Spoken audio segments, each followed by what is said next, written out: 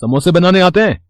हाँ भैया जी, हमारे गांव में सब लोग तीज त्योहार पर घर पर ही सारे पकवान बनाते हैं। तो ठीक है, पहले आलू छीलने में लाखन की मदद करो, फिर ये मसाला बनाकर देगा, तुम समोसा भरती जाना, ठीक है? बाकी काम मैं समझा दूंगा। बच्ची को वहां सामने बोरी बिछाकर लिटा दो। सरला हलवाई की दुकान पर समोसे बनाने के काम में लग गई और जैसे जैसे वो हलवाई उसे समझाता, सरला बिल्कुल समझदारी से वो काम करती। शाम के वक्त वीरेंद्र भैया, सारे समोसे बनकर तैयार हो गए हैं और गिनकर पैक भी कर दिए हैं। भाई वाह, अभी तो 5 बजने में आधा घंटा बाकी है और समोसे बनकर तैयार भी हो गए। बहन, तुमने बहुत अच्छा और सफाई से काम किया है। ये लो अपनी मेहनत के 100 रुपए रखो। भैया जी, आज तो आपने काम दे दिया, पर शहर में मुझे कोई नहीं जानता। अगर मेरे लायक कोई और काम भी हो तो बता देना, आपकी बड़ी मेहरबानी होगी। ठीक है बहन, तुम 1-2 दिन में आकर पता कर लेना। हो सका तो मैं तुम्हारी मदद जरूर करूंगा। वीरेंद्र भैया, सामने रेलवे स्टेशन पर कई समोसे बेचने वाले हमसे समोसा लेकर बेचते हैं, क्यों ना इसे भी वही काम दे दिया जाए? इसका भी भला हो जाएगा और आपका भी मुनाफा होगा। हाँ लाखन, ये बहन मेहनती तो दिखाई पड़ती है, साथ ही शरीफ और ईमानदार भी लगती है। उसे वापस बुलाकर ला जरा। भैया जी, आपने बुलाया? हाँ बहन, मैं सोच रहा था कि तुम्हें काम की जरूरत है, तुम्हारे साथ छोटी बच्ची भी है, कहां कहां इसे लेकर भटकोगी? सामने रेलवे स्टेशन पर समोसे बेचने का काम अगर तुम करना चाहो तो तुम मेरे से समोसे लेकर रेलवे स्टेशन पर बेच सकती हो। हाँ भैया जी, मैं ये काम कर सकती हूँ। अब मुझे अपनी बच्ची को पालने के लिए मेहनत करनी ही होगी। तो ठीक है, तुम आज से ही इस काम पर लग जाओ और समोसे बेचने शुरू कर दो। सरला रेलवे प्लेटफॉर्म पर समोसे बेचने लगी। एक हाथ में वो अपनी गुड़िया को उठाए सुबह से शाम तक समोसे बेचती थी और शाम को वीरेंद्र को पूरी ईमानदारी से हिसाब देती थी। भैया जी, ये आज का हिसाब एक बार गिन लेते। सरला बहन, मुझे तुम्हारी ईमानदारी पर पूरा भरोसा है। तुम पिछले 3 महीने से रेलवे स्टेशन पर सुबह से शाम तक मेहनत करके समोसे बेचती हो और टाइम पर शाम के वक्त मेरा पूरा हिसाब करती हो। भैया जी, वो जो कमरा आपने बताया था, मैंने 100 रुपए किराए पर ले लिया है। ठीक किया। फुटपाथ पर छोटे बच्चे के साथ इधर उधर भटकने से अच्छा है एक ठिकाना तो मिला तुम्हें। सरला इसी तरह एक दिन रेलवे प्लेटफॉर्म पर समोसे बेच रही थी। समोसे ले लो, समोसे, गरम गरम समोसे ले लो। ओ बेटा, हाथ अंदर करके बैठो, गाड़ी चल पड़ी है।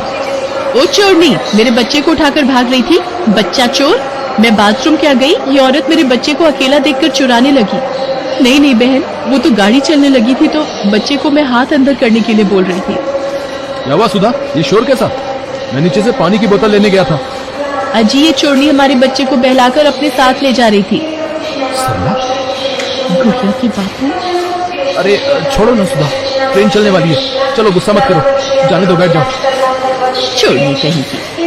अपने पति को किसी और औरत के साथ देखकर सरला की आंखें भीग गई, पर वो खून का घूंट पीकर गाड़ी से नीचे उतर गई। गाड़ी ने रफ्तार पकड़ी और सरला मीलों दूर तक गाड़ी को जाते देखती रही और वापस दुकान पर आ गई। लाखन, ये कौन है जो वीरेंद्र भैया को हिसाब के पैसे दे रही है? अरे ये सरला है, तू जब छुट्टी पर था तो तेरे पीछे वीरेंद्र भैया ने इसे काम दिया है। बेचारी गरीब सारा दिन प्लेटफॉर्म पर समोसे बेचती है। अच्छा, तो ये बात है, चलो बढ़िया है। बिशन, वो तुझे मैंने शादी वाले घर का पता लिखवाया था, ये मिठाई के डिब्बे वहां भिजवाने हैं। अच्छा सरला बहन, जिनके आज यहां शादी का कीर्तन है, वो लोग मुझे अच्छे से जानते हैं। उन्हें शादी के छोटे मोटे काम के लिए एक औरत चाहिए। तुम चाहो तो चली जाओ, तुम्हारे पैसे बन जाएंगे। बिशन जा रहा है, वो तुम्हें वहीं छोड़ देगा। ठीक है भैया जी, मैं चली जाती हूँ। सरला बिशन के साथ शादी वाले घर में चली जाती है। जी, ये वीरेंद्र भैया ने मिठाई के डिब्बे भिजवाए हैं और ये सरला है। आपको घर के कामों के लिए एक औरत की जरूरत थी तो वीरेंद्र भैया ने इसे भेजा है। अच्छा, मिठाई के डिब्बे ही अंदर रख दो और सरला तुम रसोई में चली जाओ, वहां नाश्ते की प्लेटें रखी हैं, मेहमानों के आगे लगानी है। बिशन मिठाई के डिब्बे मेज पर रखते हुए वहां पर एक घड़ी देख लेता है और चोरी की नीयत बना लेता है। ये घड़ी तो बहुत सुंदर है, किसी को क्या पता चलेगा, चुपचाप जेब में डाल लेता हूं। अच्छा मालकिन जी, मैंने मिठाई के डिब्बे अंदर रख दिए हैं, सरला अपने आप घर चली जाएगी, मैं चलता हूं।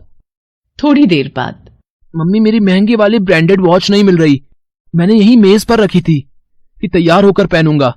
तुम्हारी घड़ी ऐसे कहां जा सकती है, हम सब तो घर के ही हैं, अभी मेहमान भी नहीं आए हैं। देखो इधर उधर ही कहीं रखी होगी, मिल जाएगी। मम्मी, मैंने पूरे घर में देख लिया, कहीं भी नहीं है घड़ी। ये औरत आज ही काम पर आई है, कहीं इसी ने तो नहीं चुरा ली?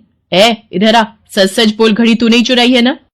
नहीं नहीं, मैंने कोई घड़ी नहीं चुराई, मैं चोर नहीं हूं। मेरी गुड़िया के सिर पर हाथ रखकर मैं कसम खाती हूँ, मैंने चोरी नहीं की। अरे तुम लोग झूठ बोलने के लिए अपने बच्चों की भी झूठी कसम खा लेते हो। बेटा पुलिस को बुला, तभी ये सच बोलेगी। सरला रोने लगती है तभी। रुक जाइए, असली मुजरिम सरला बहन नहीं, ये बिशन है। इसी ने आपके घर से घड़ी चुराई है, इसलिए मैं इसे खुद पकड़ कर लाया हूं। आपके घर मिठाई के डिब्बे रखकर जब ये दुकान पहुंचा।